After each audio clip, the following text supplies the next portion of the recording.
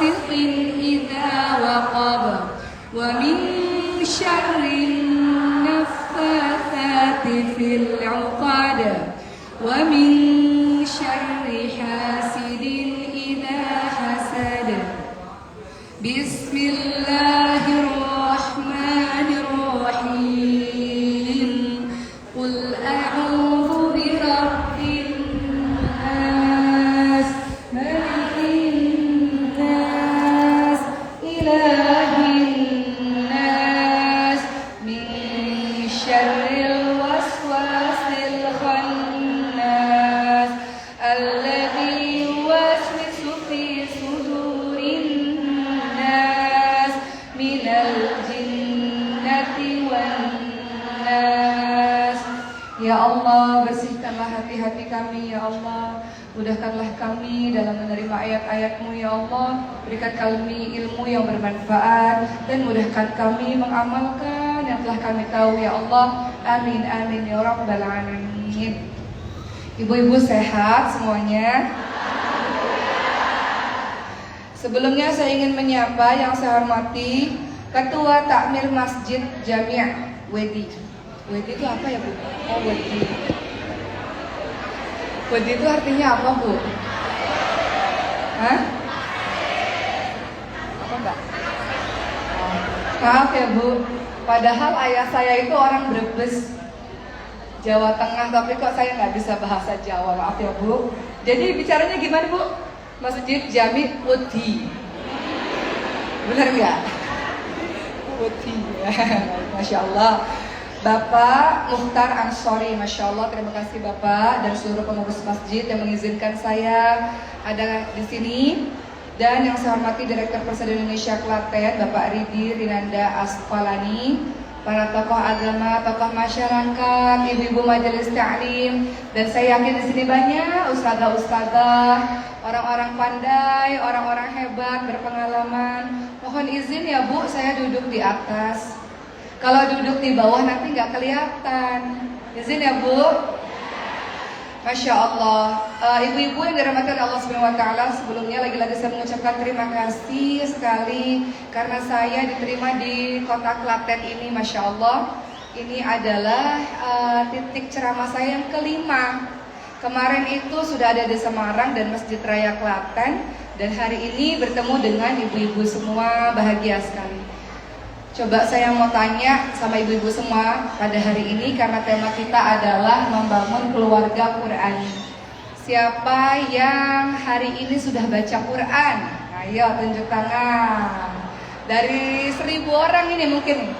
Siapa yang sudah baca Quran hari ini sudah jam 10:30 pagi nih. Ayo, yang sudah baca Quran. Yang lainnya baca apa? Baca Instagram, posting di sosial media hari ini. Ibu-ibu, tadi kita sudah baca Quran ya Bu? Alhamdulillah. Al-Fatihah dan Al-Falaq An-Nas itu bagian dari Al-Quran. Jadi semua dari kita di sini sudah mengawali hari dengan bacaan ayat suci Al-Quran. Masya Allah. Kapan terakhir, kalau nggak sama saya tadi, kapan terakhir buka Al-Quran? Yang tadi subuh, coba tunjuk tangan yang tadi subuh. Waduh, yang lainnya, oke, nggak apa-apa. Yang terakhir buka Quran semalam. Jujur. Yang terakhir buka Quran 2 hari yang lalu. Ayo. Yang terakhir buka Quran Ramadan kemarin. Ayo, ngaku. Wah, banyak juga, Masya Allah. Jadi habis lebaran gak dibuka lagi Bu. Tadarus bareng-bareng di masjid sudah selesai. Ramadannya udah gak buka-buka lagi. Tapi insya Allah mayoritas di sini soleh-soleh. Gak buka Quran, tapi Qurannya ada di handphone. Bagus, alhamdulillah. Husnuzon, saya husnuzon ya, insya Allah. Gak buka Quran, soalnya udah hafal. Masya Allah. Baik, mohon izin ibu-ibu sekalian. Hari ini kita sama-sama akan mendengarkan bagaimana kita membentuk keluarga kita menjadi keluarga Qurani. Nanti ayat-ayat hadis mungkin akan belakangan, tapi izinkan saya pada hari ini menceritakan kisah-kisah terlebih dahulu sebagai pembuka, supaya kita bersemangat menjadikan diri kita, anak-anak kita, keluarga kita adalah orang-orang yang dekat dengan Al-Quran. Kisah-kisah ini tersebar banyak di sosial media, di internet, yang hikmahnya saya rasa penting untuk saya bagikan. Ada satu kisah dari seorang yang bekerja sebagai penggembala kambing. Beliau dari Kuwait dan beliau kemudian dapat kerja di Arab Saudi dan beliau bahagia. Walaupun perginya ke luar negeri tetap sama profesinya sebagai seorang penggembala kambing, tapi beliau bahagia. Kenapa? Arab Saudi itu menurut beliau lebih dekat untuk beliau dan lebih mudah untuk beliau pergi haji, pergi umrah, lebih dekat dengan Baitullah. Jadi beliau sangat bahagia. Ketika beliau bekerja menjadi penggembala kambing, ya, jauh dari perkotaan, jauh dari kebisingan, beliau tidak mendengarkan informasi apapun selain bersama dengan kambing-kambing yang harus beliau jaga. Beliau bertekad, saya punya waktu luang yang banyak karena saya tidak bersama dengan kebisingan hiruk pikuknya dunia. Sehingga waktu-waktu saya ini saya manfaatkan, saya harus jadi penghafal Al-Quran, kata beliau. Jadi beliau ketika dalam pekerjaannya itu, yang tidak banyak berbicara itu, karena kan sama kambing-kambingnya, yang tidak terlalu banyak berinteraksi dengan banyak orang. Beberapa tahun beliau memutuskan untuk bersama dengan para kambing-kambing yang harus beliau jaga itu, dengan terus menghafalkan ayat suci Al-Quran. Diceritakan di kisah tersebut, setiap hari beliau menghafalkan 2 halaman Al-Quran setiap hari, dan sorenya beliau murojaah, mengulang, besok paginya kemudian hafalan yang baru. Setelah hafal, mengulang hafalannya kemarin, udah lancar, udah mutmain, udah lancar, nambah lagi, sedikit demi sedikit beliau lakukan. Sampai bertahun-tahun kemudian, datanglah seseorang yang mendatangi beliau, dan beliau ini kaget, ya. Orang yang dari luar ini kaget. Kalian penggembala kambing, hidup kalian ini nggak dengar apa-apa ya? Nggak tahu informasi perkembangan di dunia ini. Nggak ada TV, nggak ada radio, nggak ada akses apa-apa untuk kalian bisa mendengarkan informasi dari luar.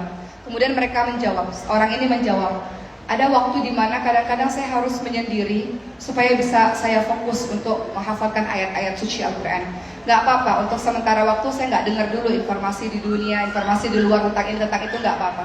Ada waktu yang saya mau simpan, yang saya mau ambil untuk saya bisa fokus beruzlah menyendiri kepada Allah Subhanahu wa taala di sela-sela pekerjaan saya, untuk saya fokus bisa menyelesaikan hafalan Al-Qur'an saya. Begitu katanya.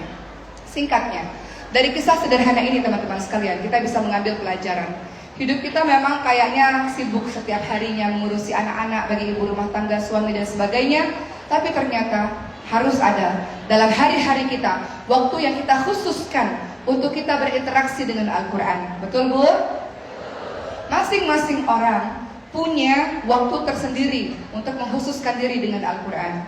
Keluarga kami memilih waktu ba'da maghrib sampai malam itu untuk Al-Quran, khusus Al-Quran. Ada keluarga-keluarga lain yang kemarin saya baru pulang dari Mesir, ibu sekalian. Saya bertemu dengan seorang syekh yang tinggal di Giza, namanya Syekh Ibrahim. Masya Allah, beliau mengkhususkan untuk anak-anak beliau, santri-santri beliau, untuk mulai jam 3:30 pagi itu waktu khusus bersama Al-Quran. Jadi sebelum subuh itu seluruh santri-santri anak-anaknya beliau itu semuanya sudah bangun untuk bergabung dalam halaqah Quran. Jadi teman-teman sekalian, kalau kita mau menjadi keluarga Qurani, harus ada usaha sungguh-sungguh yang kita betul-betul lakukan, disiplin, konsisten untuk kita menetapkan jam khusus Al-Quran untuk keluarga kita. Kapan waktunya untuk keluarga ibu biasanya di dalam rumah? Harus ada. Saya nggak ada misalnya. Harus buat. Kalau tidak, bagaimana mungkin kita bisa menciptakan keluarga Qurani? Ada orang mengatakan begini, untuk apa menghafalkan Al-Quran? Toh kamu juga nggak mengerti kok. Atau yang penting itu mengamalkan Al-Quran, bukan sekedar menghafalnya. Ada orang-orang yang berkata demikian. Teman-teman tahukah bahwa khawatirnya ucapan-ucapan seperti itu adalah ucapan orang-orang yang sesungguhnya mencari-cari alasan untuk tidak mau menghafalkan Al-Quran, dan tidak tahu bahwa membaca dan menghafalkan Al-Quran adalah pintu pertama dia bisa mengerti dan mengamalkan Al-Quran. Betul? Kalau membaca menghafalkannya saja nggak mau, bagaimana dia bisa mengamalkannya? Jadi membaca Al-Quran setiap hari dan berusaha pelan-pelan untuk menghafalkannya, itulah pintu pertama untuk kita memahami Al-Quran dan kita mengamalkan Al-Quran. Sama kalau ada yang mengatakan untuk apa pakai jilbab tapi kelakuannya begitu. Justru jilbab menjadi pintu, salah satu pintu utama untuk dia semakin semangat memperbaiki diri, untuk dia semakin semangat untuk belajar dan menjadi diri seorang muslim yang lebih saleh dibanding sebelumnya. Begitu teman-teman sekalian. Jadi jangan sekali-kali kita mengatakan udahlah nggak usah menghafalkan Al-Quran, mengamalkan Quran saja. Bagaimana bisa mengamalkan Quran kalau bacanya juga enggak? Kenapa kita mengatakan menghafalkan dan membaca itu pintu utama dalam kita mengamalkan? Kadang-kadang kita berbuat sesuatu, kalau kita hafal itu otomatis teman-teman sekalian. Kemarin saya sempat ceramah di satu tempat, saya katakan begini, saya sampai hari ini masih berjuang teman-teman sekalian, sama dengan ibu-ibu semua yang ada di sini. Dan ibu saya pun sekarang hampir kepala 6, masih berjuang terus-menerus. Tapi salah satu manfaat yang kami rasakan, walaupun kami masih terus berjuang menghafalkan, adalah ayat-ayat yang kami hafal di kepala ini. Dan itu berfungsi untuk tiba-tiba kalau terjadi sesuatu, otomatis kita bisa mengamalkannya. Kemarin saya cerita di masjid sebelumnya, mohon izin saya cerita ulang. Ketika Allah memberikan sesuatu ujian yang kadang-kadang membuat saya rasa down, rasa sedih. Ujian terdekat kemarin adalah 1,5 tahun yang lalu. 1 tahun yang lalu ayah saya meninggal dunia. Allahumma firlahu warhamhu wa'afihi wa'fu anhu. Semoga Allah mengampuni dosa-dosa beliau. Amin. Dan 1,5 tahun yang lalu Allah Subhanahu wa taala mentakdirkan saya memiliki seorang anak yang Allah berikan kelainan genetik atau kelainan langka dengan namanya sindrom Prader-Willi. Saya manusia biasa yang membuat saya juga sedih pastinya. Tapi ketika pertama kali mengetahui itu, pertama kali yang terlintas di otak saya adalah kalimat Al-Baqarah 216. A'udzubillahi minasyaitonirrajim. Wa 'asa an takrahu syai'an wa huwa khairul lakum wa 'asa an tuhibbu syai'an wa huwa syarrul lakum. Wallahu ya'lamu wa antum la ta'lamun. Pertama kali ketika saya tahu kondisi anak saya, ciri-ciri beliau namanya Sulaiman, beliau itu memiliki otot yang lemah. Dan insya Allah otot itu akan semakin kuat kalau semakin dilatih. Tapi ketika awal-awal beliau dinicu 2 minggu, menangisnya tidak bisa, minumnya tidak bisa, jadi pakai selang ke lambung. Kemudian bernafas juga ya, ada sleep apnea namanya, yang kalau tidur tuh kadang-kadang suka henti nafas. Sampai sekarang masih pakai alat bantu kalau mau tidur. Kan kalau bernapas pakai otot ya Bu. Kalau ngunyah juga nyedot anak-anak juga pakai otot. Semua ini kita pakai otot. Ya. Nangis juga pakai otot kan. Jadi kalau Sulaiman pada masa kecilnya nangisnya juga gitu, merintih. Jadi saya pakai alarm kalau mau ngasih ASI pada saat itu 2 jam sekali. Teman-teman sekalian. Jadi pada saat Allah takdirkan begitu, ayat pertama kali yang keluar adalah boleh jadi kamu tidak menyukai sesuatu, padahal itulah yang paling baik untukmu. Boleh jadi kamu menyukai dan mengharap-harap itu terjadi padamu, itu tidak baik untukmu. Allah lebih mengetahui, manusia tidak mengetahui. Itu pertama kali yang terlintas ketika Allah Subhanahu wa taala takdirkan demikian. Artinya, ini menjadi salah satu bukti bahwa bagaimana kita bisa mengamalkan Quran kalau kita nggak baca dan kita nggak hafal, teman-teman sekalian. Jadi nggak bisa ada perkataan untuk apa menghafalin Quran, untuk apa begini begitu, enggak. Karena membaca dan menghafal Quran menjadi pintu utama kita bisa mengamalkan Al-Quran. Jadi tekadkan dari sekarang teman-teman sekalian, ibu-ibu dan diri saya menasihati diri saya sendiri. Kalaupun kita mungkin belum karena terlambat, nggak ada kata terlambat, nggak ada kata terlambat. Setidaknya lebih baik terlambat daripada tidak sama sekali. Betul nggak ibu-ibu sekalian? Walaupun sudah semakin sepuh, semakin susah ngafalinnya. Kalau kata orang-orang, menghafalkan Al-Quran atau belajar di masa kecil seperti menulis di atas batu. Ingat banget. Nah, ini jadi pelajaran. Anak-anak kecil itu cepat sekali ingatnya. Jadi manfaatkan masa kecil anak-anak, isi dengan Quran.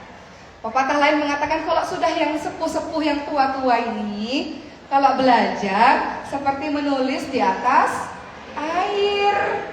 Gimana menulis di atas air itu ibu-ibu sekalian? Kok hilang lagi ya? Gak inget-inget. Tapi Al-Quran itu mu'jizat. Dia bisa dihafalkan. Tidak ada satu kitab pun di dunia ini yang bisa dihafalkan secara sempurna dari awal sampai akhir kecuali Al-Quran.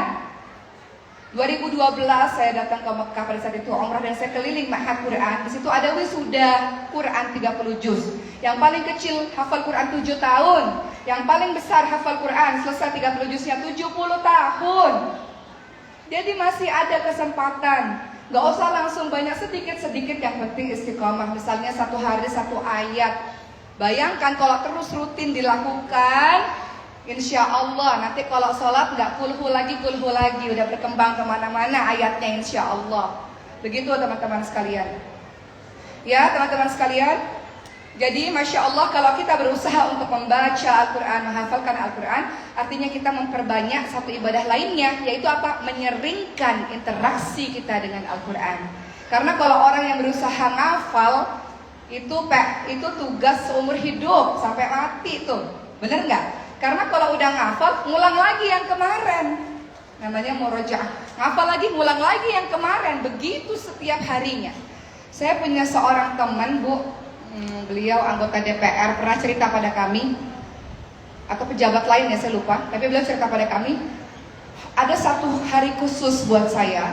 Yang saya memang adanya di Masjid Istiqlal. Beliau katakan, seorang pejabat gitu ya. Beliau katakan, setiap hari tertentu ada satu hari yang full time. Itu me time buat saya. Satu hari itu nggak boleh diganggu oleh siapapun. Hari itu, di satu hari itu saya fokus dari pagi sampai sore. Saya fokus datang ke Masjid Istiqlal di beberapa lantai yang agak-agak atas. Saya menyendiri untuk saya bersama dengan Al-Quran. Kenapa Allah beri banyak keberkahan? Allah Subhanahu wa Ta'ala, Quran ini teman-teman sekalian, dia ini perkataan, firman, kalamnya Allah. Dia terjaga keasliannya sampai akhir. Tidak ada seorang pun yang mampu membuat ayat yang semisal dengan Quran. Kenapa Al-Quran ini bisa terjaga keasliannya sampai akhir, tidak berubah-ubah? Kenapa? Karena Allah memilih orang-orang khusus untuk menjadi penjaganya. Hafidh dan hafidhah. Para penjaga-penjaga itu sering kita sebut hafidh dan hafidhah. Yaitu mereka penjaga-penjaga Quran. Kita lagi nggak punya uang, misalnya kita punya uang berlebih, kita bantu nggak? Bantu. Keluarga itu paling dekat dengan kita, betul? Kalau dia kenapa-napa, kita pasti juga merasa sakit dan kita pasti ingin dia hidupnya baik, hidupnya enak. Namanya juga keluarga, betul ya Bu? Bekerja dari kalangan manusia. Siapa mereka? Para sahabat-sahabat Al-Quran. Para pencinta Al-Quran, para pembaca, para penghafal, orang-orang yang turut berkontribusi dalam menciptakan generasi-generasi Quran. Itulah tema kita pada hari ini. Dan kita mau Allah pilih keluarga kita menjadi keluarga-keluarga Quran. Dan itu nggak bisa simsalabim langsung bisa, nggak mungkin. Al-Quran itu nggak bisa hari ini belajar. Kalau ada yang mengatakan lancar baca Quran dari nol dalam waktu 3 jam saja, nggak bisa. Karena Quran itu berterusan teman-teman sekalian. Saya selalu tanya sama guru saya, tolong share nasihati saya yang berkenaan dengan Al-Quran. Rata-rata beliau-beliau mengatakan banyak baca Quran, banyak baca. Semoga dengan banyak baca itu pastinya akan membuat lidahmu semakin fasih. Kalau kita baca terbata-bata, kata Rasulullah SAW, itu juga bagus, Masya Allah. Karena engkau dapat 2 pahala. Pahala membaca, pahala ngulang, pahala membaca, pahala ngulang. Engkau yang terbata-bata mendapatkan 2 pahala. Engkau yang lancar membacanya bersama dengan malaikat yang mulia lagi taat. Yang namanya kalau orang sudah sama malaikat, namanya malaikat itu menurunkan ketenangan, menurunkan rahmat. Jadi bagi orang yang keluarganya Qur'ani, pasti keluarganya tenang. Pasti menjadi baiti jannati, rumahku syurgaku, karena di dalamnya orang-orangnya baca Quran. Istrinya, suaminya, ayah, ibu, anak-anak, mbak-mbaknya sekalian baca Quran. Maka rumah bukan panas. Ada rumah yang panas, ibu sekalian. Rumah yang isinya anaknya teriak-teriak, suaminya bertengkar depan anak, istrinya juga begitu. Rumahnya panas. Kenapa? Karena nggak diisi dengan Quran. Makanya di rumah-rumah Allah ini kata Rasulullah, termasuk rumah-rumah kita yang diisi dengan Quran, malaikat itu menurunkan ketenangan kepada kita. Jadi nggak usah susah-susah nyari cara bagaimana rumah kita tenang. Mulai dengan Quran. Mulai dengan pastikan di dalam rumah kita ada waktu khusus bersama Quran. Harus, wajib. Nggak bisa Quran itu cuma seminggu sekali, seminggu 2 kali, nggak bisa. Lebih baik daripada tidak sama sekali. Tapi yang lebih bagus adalah setiap hari luangkan waktu bersama dengan Al-Quran. Terlebih anak-anak kita dan juga kita, teman-teman sekalian. Anak-anak kita itu kadang-kadang lebih hebat dibanding dengan kita kan Bu. Karena kan sekarang udah banyak sekolah-sekolah Quran, tahfidz dan sebagainya. Ibunya jangan kalah. Masa terus-terusan anak-anak kita diajari oleh orang lain? Anak-anak kita butuh partner ketika mereka belajar, ketika mereka murojaah di rumah. Kalau ibunya nggak bisa baca Quran, bagaimana? Anaknya, namanya Quran itu harus punya partner untuk saling mendengarkan satu sama lain. Kalau ibu dan ayahnya nggak bisa, bagaimana? Sementara ibu dan ayah adalah harusnya menjadi contoh untuk anak-anaknya. At-Tahrim ayat 6. A'udzubillahi minasyaitonirrajim. Ya ayyuhalladzina amanu qu anfusakum wa ahlikum nara wa quduhan nas wal hijarah. Wahai orang-orang yang beriman, jagalah dirimu dulu, dirimu dan keluargamu dari api neraka yang bahan bakarnya manusia dan batu. Jadi kalau kita lihat anak-anak kita pandai Quran, ibunya pun jangan kalah semangat untuk belajar Quran. Banyak kok pengajian-pengajian, halakoh-halakoh Quran, ikut. Di pesantren kami Bu, di Masjidil Huffaz. Sekarang teman-teman lagi buka pendaftaran untuk yatim piatu mu'alaf duafa gratis, full beasiswa. Jadi bisa daftar juga insya Allah kalau terpilih dengan seleksi yang ketat. Di pesantren kami nih Bu, ada yang belajar Quran dari nenek hampir kepala 6, ibu dan cucu. 3 generasi, dari nenek, anaknya nenek, ya ibu, anaknya ibu. 3 generasi ngafalin Quran. Masya Allah. Artinya adalah Quran tak terbatas usia. Yang salah adalah kalau hari ini, sampai hari ini gak mau belajar Quran. Kita ini muslim terbesar, teman-teman sekalian, betul? Dulu ada 90%, sekarang 86%. Kita ini muslim terbesar, artinya mau belajar Quran gampang gak? Gampang. Gurunya banyak gak Bu? Banyak. Guru-guru ngaji itu banyak. Beasiswa untuk Quran itu banyak kok, tahfidz gratis, sempat kami juga gratis, banyak. Jadi nggak ada alasan kita nggak belajar Quran, nggak ada alasan anak-anak kita nggak fasih Al-Quran, nggak ada alasan, karena Allah berikan kita kemudahan. Beda sama teman-teman kita di luar negeri sana. Beberapa tahun yang lalu saya pergi ke Spanyol, bertemu dengan teman-teman Muslim asli Spanyol. Mereka menitip pesan yang selalu saya sampaikan di setiap kali pengajian-pengajian. Mereka bilang begini, oke, sampaikan kepada muslim-muslim yang ada di Indonesia, bersyukurlah kalian menjadi seorang muslim mudah. Kalian mayoritas dan belajar agama mudah. Kami enggak, kami susah. Cari guru ngaji itu susah. Belajar lewat online aja jadinya. Kalau guru ngaji ada tapi susah. Gak seperti Indonesia yang berapa meter ada musola, berapa meter ada musola. Begitu pula kemarin teman saya dari Jepang datang ke pesantren juga begitu. Beliau katakan di Jepang itu muslim 0,0 sekian persen muslim. Cari guru ngaji itu gak mudah. Tapi kita cari guru ngaji mudah gak Bu? Mudah. Jadi saya yakin insya Allah mudah-mudahan mulai bertambah kesadaran kita untuk sungguh-sungguh dengan Al-Quran. Anak kita boleh kok jadi apapun, silahkan. Asalkan sejak awal, sejak dini kita bersungguh-sungguh istiqomah dengan Quran. Gitu teman-teman sekalian. Berikutnya teman-teman sekalian, ini masih cerita-cerita ya. Satu lagi, banyak penghafal Quran yang tidak bisa melihat, betul ya? Banyak penghafal Quran yang tidak bisa bicara dan tidak bisa dengar, pakai isyarat, betul? Banyak sekali. Allah Subhanahu wa taala mentakdirkan ibu bisa melihat, bisa mendengar, bisa bicara. Bersyukur kepada Allah dengan cara memanfaatkan itu, sungguh-sungguh berinteraksi dengan Al-Quran. Saya ingin cerita lagi. Sulaiman anak saya 2 minggu di NICU, dan saya minta kepada dokter agar dokter izinkan saya meletakkan speaker murotal di inkubatornya.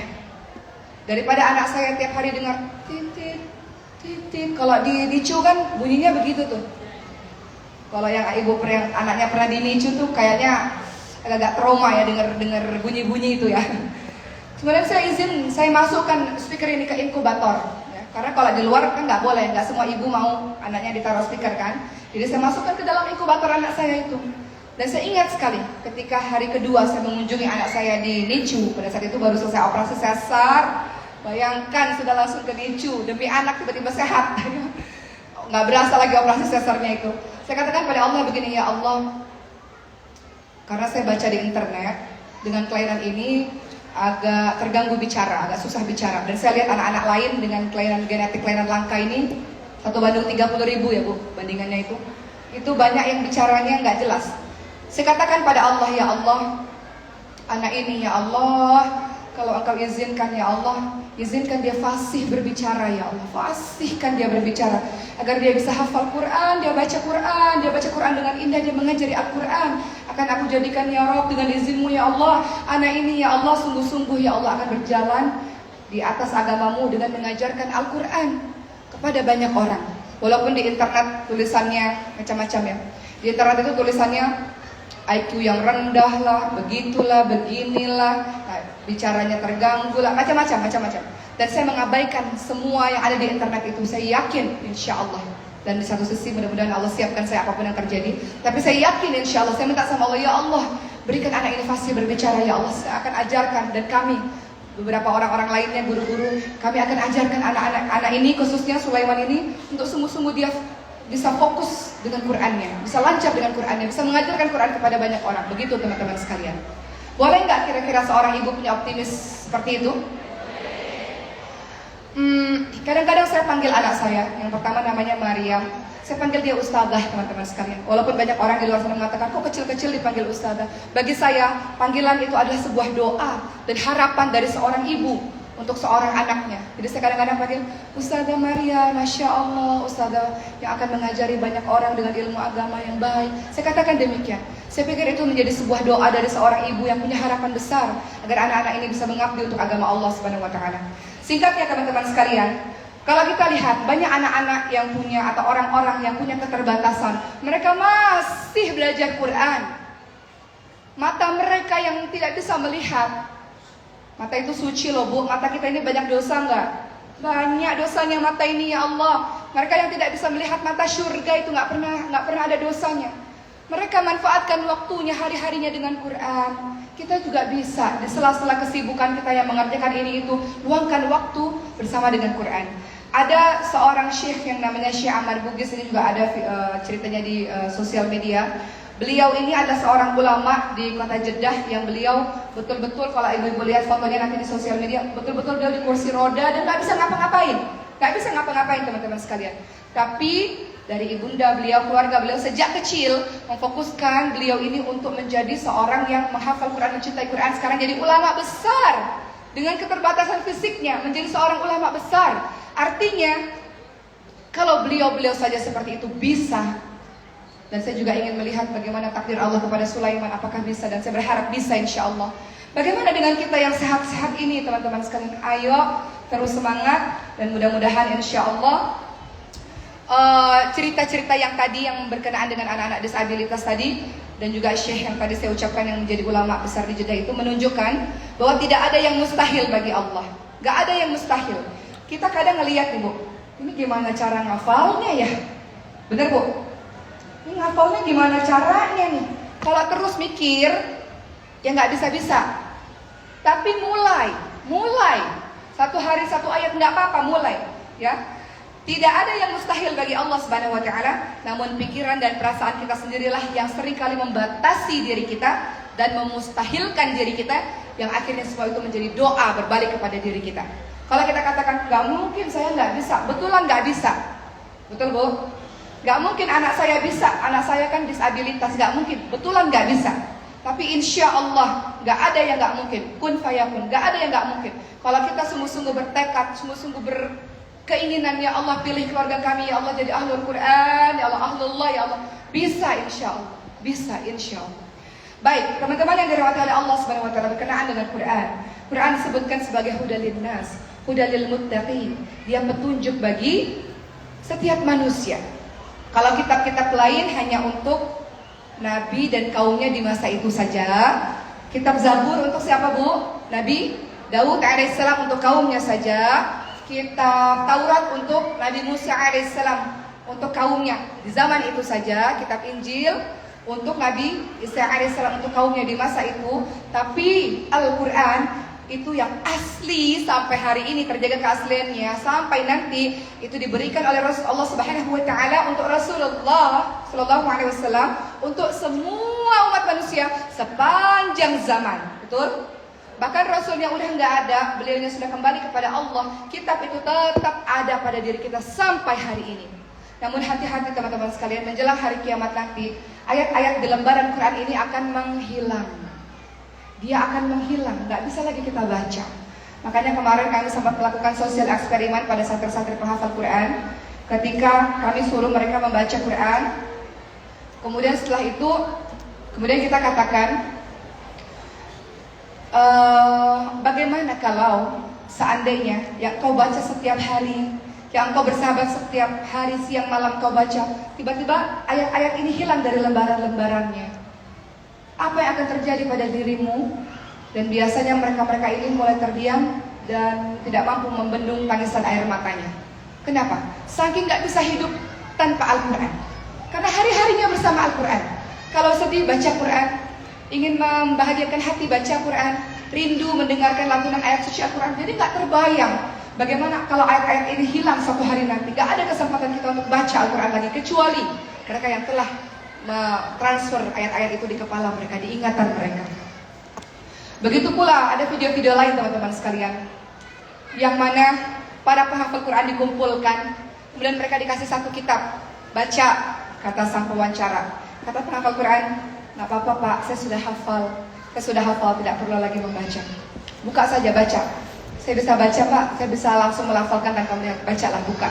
Ketika dibuka, mereka terkejut dan tertawa, kok kosong isinya. Kemudian kata pewawancara, begitulah, satu hari nanti Quran ini akan hilang, dan yang tersisa adalah hafalan-hafalan yang ada di kepalamu itu. Dan semuanya menangis, berharap agar Allah menjaga hafalan-hafalan mereka. Begitu teman-teman sekalian. Saya pun yang berbicara ini bukan berarti saya sempurna, tidak. Saya ini orang malas, orang lalai, orang bodoh. Saya pendosa teman-teman sekalian. Setiap kali saya bicara, saya sedang menasihati diri saya sendiri. Kadang-kadang saya juga sedih, ya Allah, saya ini manusia lalai ya Allah. Kadang-kadang Kau izinkan saya ini bicara sama orang, saya pun lalai ya Allah. Maka bantu ya Allah, saya pengen jadi orang baik, bantu ya Allah. Manusia yang malas ini, saya pun sama Bu. Saya kadang-kadang sedih menangisi diri saya sendiri. Tapi menangisi diri saya nggak cukup. Menangisi diri sendiri itu nggak cukup kalau nggak ada action. Harus kita lakukan. Bahwa ini adalah petunjuk kita, hudalin nas, hudalil muttaqin. Bagaimana mungkin seorang muslim hidup tanpa Al-Quran? Bagaimana mungkin? Kadang-kadang di dunia ini kita nggak pernah tahu kemana kita akan Allah arahkan, kita dapat ujian apa. Memangnya ibu-ibu sangka ketika saya melahirkan, saya tahu anak saya kelainan genetik, kelainan langka, atau memiliki sindrom yang banding 1:30.000? Saya nggak tahu Bu. Allah pilih random, acak di antara giliran manusia hambanya Allah ini. Allah pilih acak satu di antaranya saya. Begitu pula ibu-ibu semua yang ada di sini. Ada kejadian-kejadian yang Allah pilih acak, yang kadang-kadang kita nggak tahu gitu. Begitu cepat Allah memilih kita. Benar Bu? Kadang-kadang kita nggak tahu, tiba-tiba Allah uji kita dengan kematian orang-orang yang kita cintai. Kadang-kadang yang kemarin sehat, tiba-tiba Allah pilih kita atau keluarga kita sakit, yang begitu cepat membuat kita sangat sakit misalnya. Bagaimana kalau nggak ada Al-Quran? Bagaimana kita menyiapkan diri kita? Teman saya mengatakan, anak saya Allah anugerahi leukemia dari kecil, dari bayi leukemia. Saya agak trauma dengan leukemia ya Bu, karena saya pernah mendatangi anak-anak leukemia di RSCM.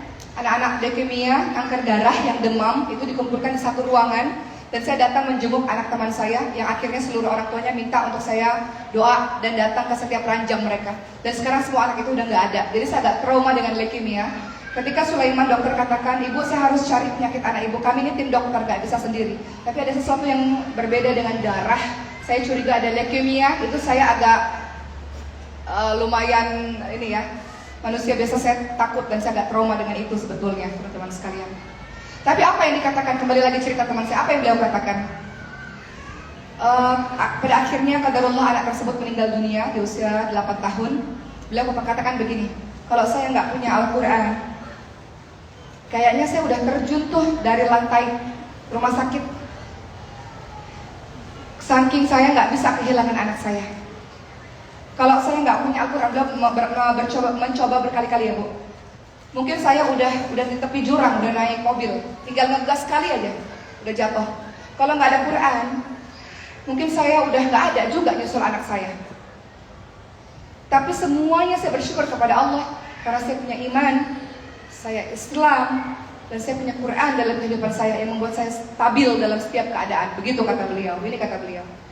Jadi teman-teman sekalian, Al-Quran tidak hanya berfungsi sebagai petunjuk, tapi juga dia berfungsi sebagai asyifa. Dia adalah obat, betul tidak? Obat hati, obat fisik, obat sihir, betul teman-teman sekalian? Jadi kalau nggak mau diganggu dengan sihir, dikirim-kirimin dengan yang lain-lain, itu salah satunya adalah dengan Quran, sahabat-sahabat sekalian. Baik, teman-teman yang dirahmati oleh Allah Subhanahu wa taala, saya akan masuk beberapa materi dan ayat-ayat. Di zaman Rasulullah SAW ada sahabat-sahabat Nabi yang juga menghafal Quran. Pertama adalah Utsman bin Affan radhiyallahu anhu. Beliau seorang pedagang, tapi juga beliau seorang penghafal Quran, masya Allah. Dan bahkan beliau wafatnya ketika pada saat itu beliau disekap di rumahnya selama 40 hari dan syahid terbunuh pada saat beliau membaca Al-Quran. Jadi kita ini dimatikan sesuai dengan kebiasaan kita. Ibu-ibu yang hari-harinya suka sujud, mungkin Allah matikan dalam keadaan ibu-ibu sujud. Orang-orang yang sering maksiat, banyak sekali kita saksikan mereka mati dalam keadaan sedang maksiat. Betul ya Bu? Dan kita saksikan banyak orang-orang yang sedang sujud, lagi sujud, matinya dalam keadaan sujud. Betul? Kenapa? Karena hari-harinya banyak sujud. Begitu teman-teman sekalian. Sahabat Nabi lainnya selain Utsman bin Affan radhiyallahu anhu adalah Sayyidina Ali bin Abi Thalib radhiyallahu anhu. Ya, merupakan sahabat yang mutqin, yang lancar, yang pandai dan kuat hafalannya, masya Allah. Dan beliau katakan, demi Allah tidak ada satu ayat pun yang diturunkan kecuali aku telah mengetahui tentang apa dan di mana diturunkan. Jadi ayat Al-Quran tidak hanya dihafalkan oleh Sayyidina Ali bin Abi Thalib, tapi juga ditadaburi, dipahami, dihayati, teman-teman sekalian. Artinya setelah baca, menghafal, langkah berikutnya kita memahami, artinya kita baca artinya, langkah berikutnya kita ngaji tafsir misalnya dengan siapa-siapa supaya kita ngerti Al-Quran ini membahas apa. Begitu teman-teman sekalian. Ketiga, ada sahabat Nabi namanya Zaid bin Thabit radhiyallahu anhu. Beliau seorang sahabat Ansor dari Yathrib Madinah yang cerdas, masya Allah. Beliaulah juga menjadi orang yang menghafalkan Al-Quran. Beliau ada sekretarisnya Nabi ya kemudian menghafalkan Al-Quran. Ada Ubay bin Ka'ab radhiyallahu anhu yang juga hidupnya di dalam naungan Al-Quran, siang malam menghatamkan Al-Quran. Ada juga Abu Darda radhiyallahu anhu, wa Abdullah bin Mas'ud radhiyallahu anhu. Teman-teman tahu Sayyidina Abdullah bin Mas'ud radhiyallahu anhu. Abdullah bin Mas'ud radhiyallahu anhu atau Ibnu Mas'ud radhiyallahu anhu itu punya bentuk kaki yang tidak seperti teman-teman lainnya. Kakinya kecil bentuknya, sehingga sering diolok-olok, sering dibercandain, sering ditertawakan oleh teman-teman. Bukan diolok-olok, yang sering ditertawakan oleh teman-temannya. Maka ketika Rasulullah SAW mendengarkan Ibnu Mas'ud, seorang penghafal Quran yang suaranya sangat indah dalam membaca Quran, ditertawakan, Rasul katakan, apa yang kalian tertawakan sesungguhnya? Sesungguhnya kakinya Abdullah bin Mas'ud jauh lebih berat dalam timbangan hari kiamat daripada gunung Uhud yang sangat besar ini. Hadits riwayat Ahmad.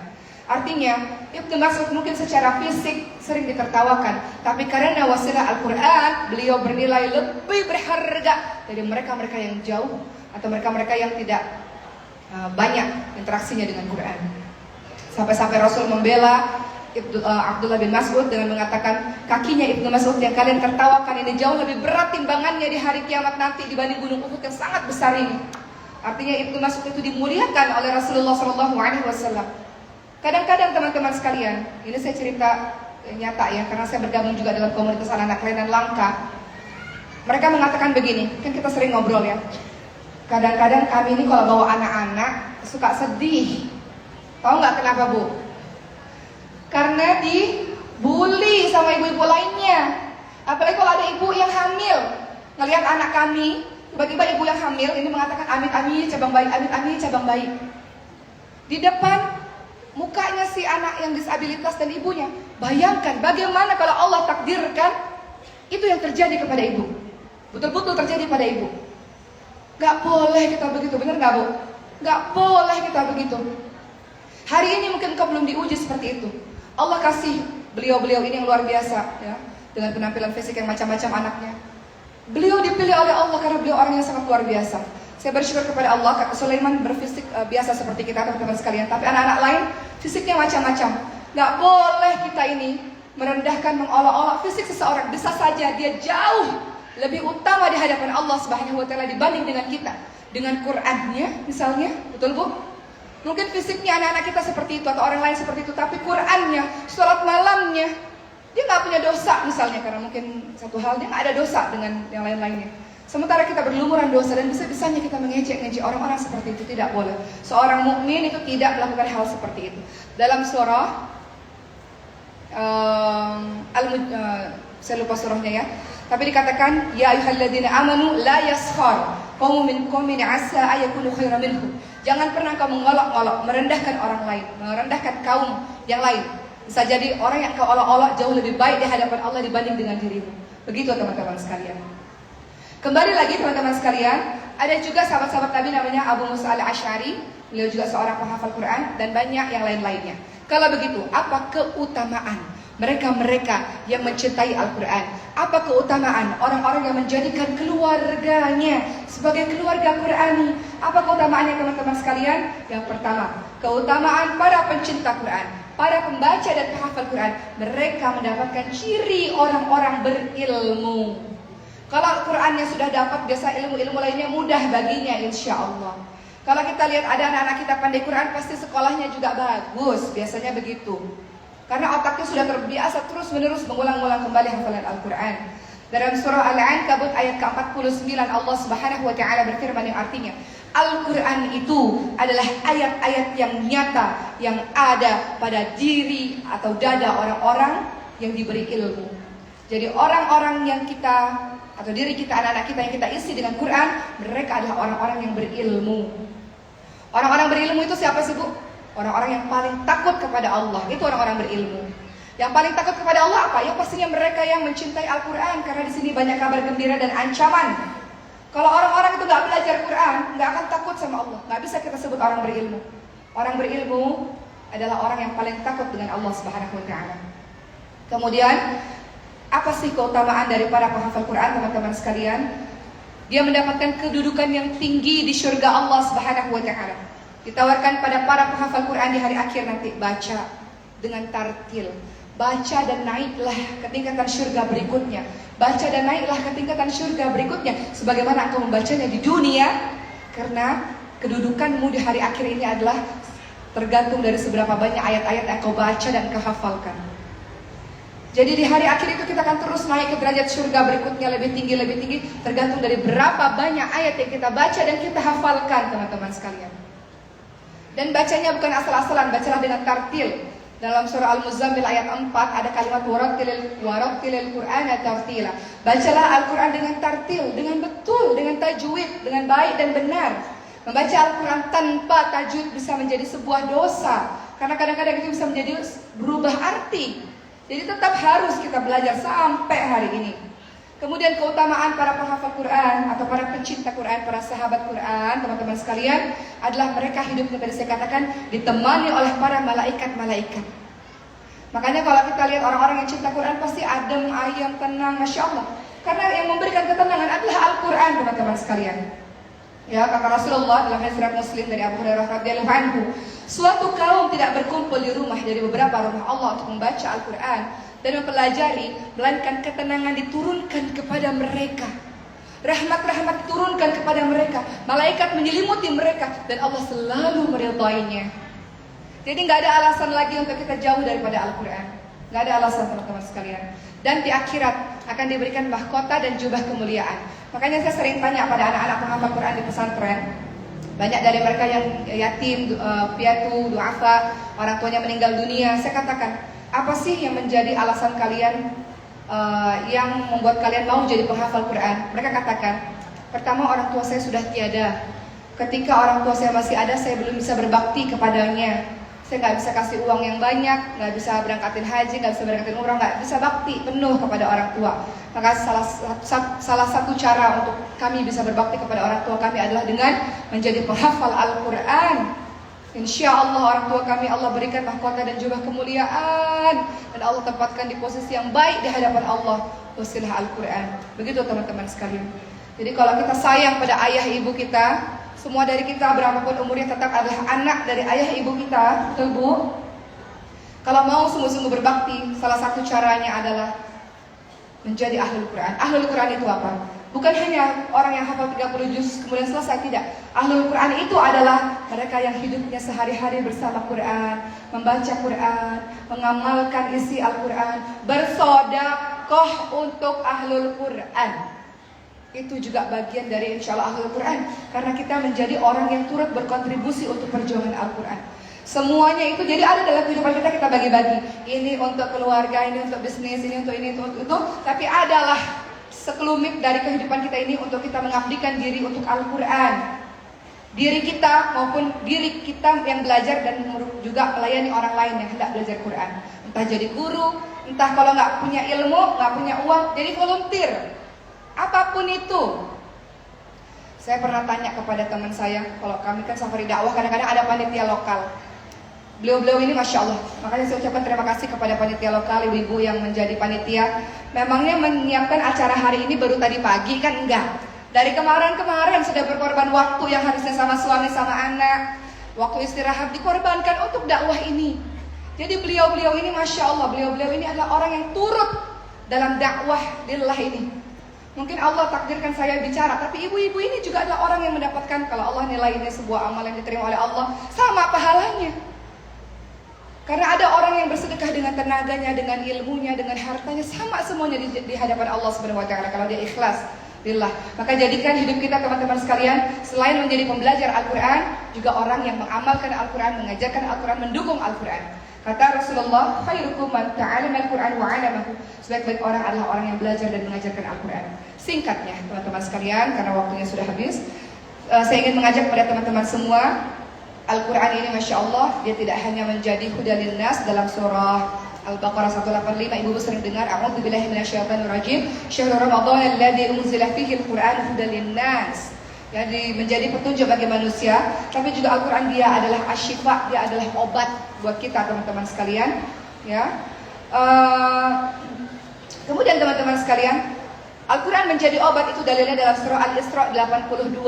Kalau teman-teman tanya dalilnya apa Al-Quran sebagai asyifa, sebagai obat, Al-Isra ayat 82. A'udzubillahi minasyaitonirrajim.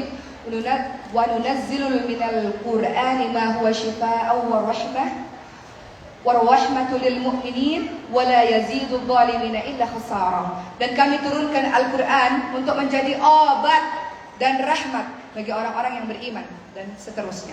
Jadi Al-Quran adalah obat. Dalam hidup kita, kita perlu petunjuk. Dalam hidup kita, kita perlu penyembuh. Penyembuh semuanya itu adalah Al-Quran. Sahabat Nabi itu pernah pada suatu ketika sahabat lainnya tersengat kalajengking, dibacakan ayat Al-Fatihah, surah Al-Fatihah. Atau Siti Aisyah ketika Rasulullah sakit baca Al-Falaq An-Nas. Atau sebelum kita tidur ada yang pas Al-Falaq An-Nas, kemudian kita usapkan. Begitu pula kepada tubuh yang sakit kita usapkan teman-teman sekalian, obat. Jadi insya Allah hari ini nanti Ibu akan lihat ya tayangan terakhir tentang para penjaga Al-Quran.